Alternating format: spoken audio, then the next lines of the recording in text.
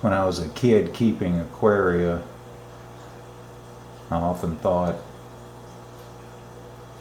it would be nice to have a self-cleaning aquarium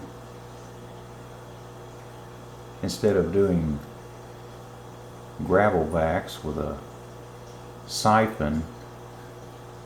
You could have a trough shaped bottom to the tank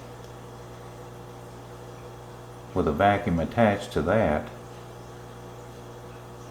would just suck the detritus down through the gravel,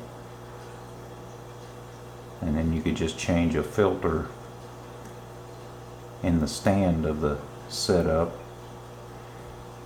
periodically, and occasionally do water changes to keep the water clean. But now I realize that that was a uninformed, silly notion. A contraption like that might be useful for a fish keeper, but not for an aquarist or an aquascaper.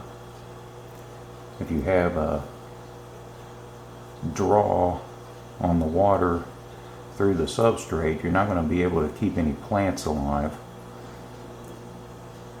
And you actually want that detritus to accumulate in the substrate to fertilize your plants. The plants and the hardscape, even the substrate, are really of more interest to me now than the fauna. I moved my 3 juvenile white cloud mountain minnow into this tank to add a bit of an interest, and it's also easier to feed them here in the kitchen than in the bedroom tank. I have the bedroom tank nearly where I want it at this point. The only fauna in that tank are cherry shrimp.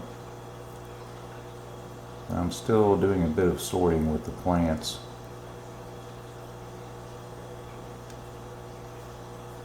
I wanted to give you a look at the best aquascape I have going at the moment. I thought it was interesting to take these local rocks and arrange them in this fashion for an interesting centerpiece to this aquascape. Here on the right side of the tank, you can see that Bacopa caroliniana is doing quite well. This is one species that will not tolerate soaking in alum solution for more than about a day, so it can be difficult to remove pest, snail, and limpet eggs.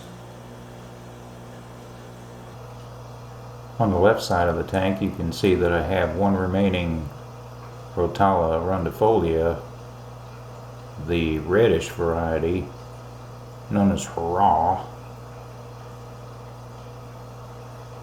I find it necessary to remove leaves infected with blackbeard algae, so it's a bit spindly looking, but it does add a bit of contrast.